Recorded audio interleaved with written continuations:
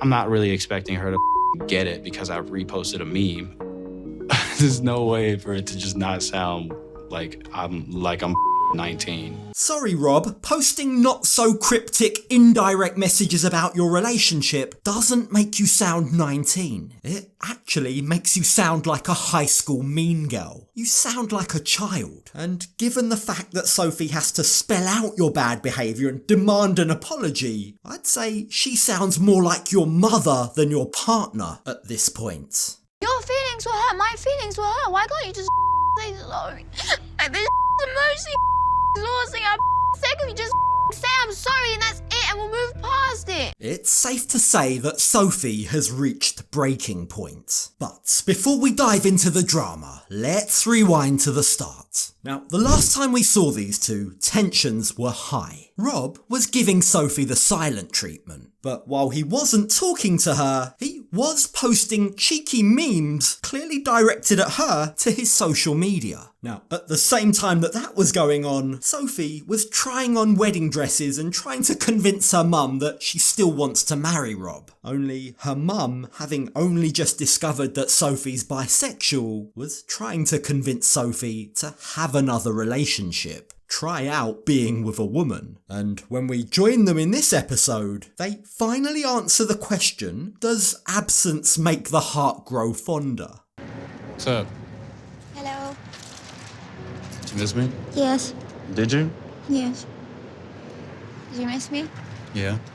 Phew, at least they missed each other while they were apart. Maybe there is a tiny glimmer of hope for these two after all. They're hugging, they've missed each other's company. Surely that's a good sign. Well, unfortunately, it's not long before Rob starts to make sly comments about the argument he had with Sophie and her mum. I definitely, woke up and was missing you. I half expected you and your mom to have spent the whole night just talking about how terrible I am. Just when these two were warming up to one another, Rob has to go and play the victim card. Don't get me wrong, I get why he's annoyed, right? I get why he has to bring this up. But Rob, there's a way to have a mature conversation, and this isn't it. He tells Sophie he's disappointed in her. He can't believe she took her mum's side over his. Only Sophie doesn't accept that that's what happened. If I agreed with what you were saying about my mum, I would say, yeah, Rob, I agree. It was unnecessary, period, for you to even agree with her. Wait, so Rob's allowed to have a tantrum wherever and whenever he wants, but his fiance can't even disagree with him anymore. Look, we've heard Rob say time and time again how he wants to step up his lifestyle, how he wants to build an empire with Sophie. But when Sophie and her mum reflect that energy back to him, when they tell him they're not impressed with a home without an indoor bathroom, he takes everything as a personal insult. He takes it all to heart. It's pretty shocking how, no matter what the situation is, Rob always positions himself as the victim. You really let me down right there. I thought we were a team, and after that conversation, I felt like you were not on my team. I felt mad alone. Look, Rob, Sophie's her own individual. She doesn't have to agree with everything you say. But just because she has a difference in opinion, that doesn't mean she doesn't have your best interest at heart. Being someone's teammate doesn't mean you never have disagreements. The fact that Sophie can apologise, the fact that she expresses that her intention was never to make Rob feel bad, well, it shows what a team player she is. But Rob refuses to see that. I didn't mean to make you feel like that, and I'm sorry for making you feel alone. I didn't mean to make you feel like that. I'm sorry. I am sorry.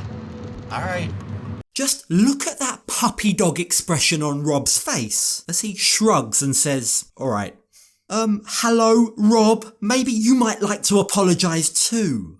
Let's not forget, you shouted at Sophie and her mum. You had a total meltdown in the courtyard. Heck, you were posting backhanded insults about Sophie online. But sadly, Sophie's taking one for the team here. She's letting it slide, as always. And also knowing me and Rob's history, if I don't apologise, then it the argument probably won't end, and I just don't have any mental space left to keep arguing with him. And this, Sophie, is the man that you want to spend the rest of your life with? Are you sure? Sweeping things under the rug might be the easy option for now, but things are going to come to a head, and much sooner than you might think. Now, even with Sophie's apology, Rob is still sulking. He's still making snide comments. He's just not prepared to let this lie.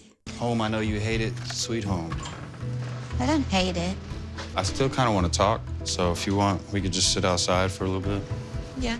Oh no, nothing good ever seems to come from a chat in this courtyard, does it? Now, clearly bolstered by Sophie's apology in the car, Rob really wants to stick the knife in. He's determined to get vindication. He wants to detail his suffering to Sophie in true signature smug Rob fashion, full of dramatics. You ever heard the phrase, left out to dry?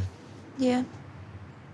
I felt very left out to dry. I felt very vulnerable. Have you ever heard the phrase milking the situation, Rob? Poor victim Rob. Let me get my little violin out for you. I mean, come on, he's really hamming this up at this stage. He's made his point, Sophie's apologised, when in reality Sophie hasn't really even done anything that wrong. But Sophie is well aware of how manipulative Rob is being right now. Rob may have wanted a pity party, but instead, Sophie is clapping back.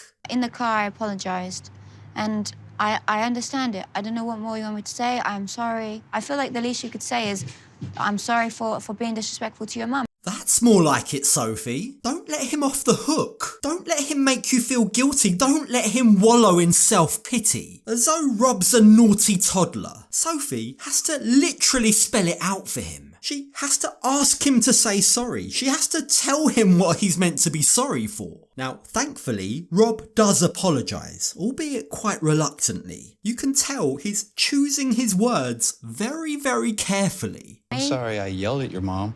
Okay, I'm sorry thank I you. raised my voice. Thank and I'm you, sorry okay. that I said things that I really tried not to say. Okay, thank you, that's... So Rob may have half-heartedly apologised, he may have taken a grain of responsibility, but honestly, it's not gonna cut it at this point. Sophie's just warming up. She's just getting started about calling him out for his shitty behaviour. You see, next up, she wants answers about those cringy, indirect messages that he was posting online, clearly about her. And then this morning I woke up, I saw on Facebook that you was up to for posting a lot of posts which were obviously aimed at me, which I thought was pretty childish. It wasn't aimed at you. Rob might be saying that those weren't aimed at Sophie, but I'm really not sure how he plans to explain his way out of this one. Sophie literally has the receipts. She's memorised exactly what those memes said. One suggested that Rob was better off alone. Another implied that Sophie didn't take care of him. The list just goes on, and even when Rob tries to interrupt her, Sophie keeps on rattling them out. No, Which I'm is talking. hilariously accurate. Then you said that, which is like, okay, you're throwing little weird digs. And then it was the quote about how I sleep at night knowing she lies and doesn't take accountability. Did he seriously just say in one breath that they weren't aimed at her, and then in the next breath that they're hilariously accurate? No, I'm is talking. hilariously Gosh, Rob, if you're gonna lie, at least stick to your story. He always tries to take the moral high ground, like he's better than her. But in this case, he has no option. He has to admit defeat. He has to admit that he sounds like an absolute child. I'm not really expecting her to get it because I reposted a meme. There's no way for it to just not sound like I'm 19. 19? I think that's pretty generous, Rob. Throwing tantrums left and right, posting indirect messages online. It sounds more like a stroppy 13-year-old. I mean, literally the next words out of his mouth are, "You don't have to look at my Facebook." So it's no wonder that Sophie feels the need to spell it out for him, plain and simple, as if she's talking to a child. You've done something to hurt my feelings. Even if you didn't intend to, say sorry. I want to talk about that matters, and you want to talk about social media posts. And yet again, there goes Rob, acting like he's so much better than Sophie, for like the millionth time. Rob, you made those social media posts. If they're so ridiculous, why did you post them in the first place? Now, despite Rob's best attempts to gaslight Sophie, she isn't backing down. In fact, she's reached boiling point. All of her feelings are spilling over. Your feelings were hurt, my feelings were hurt. Why can't you just say sorry? Like, this the most exhausting I've said. Can you just say I'm sorry and that's it and we'll move past it? Wow, it feels like there might be a lot more going on in Sophie's mind than just Rob's lack of apology here. This behaviour, this latest incident, is just the cherry on top of the shit that she's been putting up with since arriving in the States. The way Rob lives might be what started this argument, but this runs deeper than just his lack of toilet. You see, the real issue here is how Rob treats Sophie. How he always acts like somehow his feelings are more important than hers. He's broken this woman down to the point where she has to beg for an apology after he shouted at her and her mum, after he's posted crap about her online. And the kicker is that when he does apologise, it's not even sincere. I'm sorry for hurting your feelings over It's some not that social media hard. posting.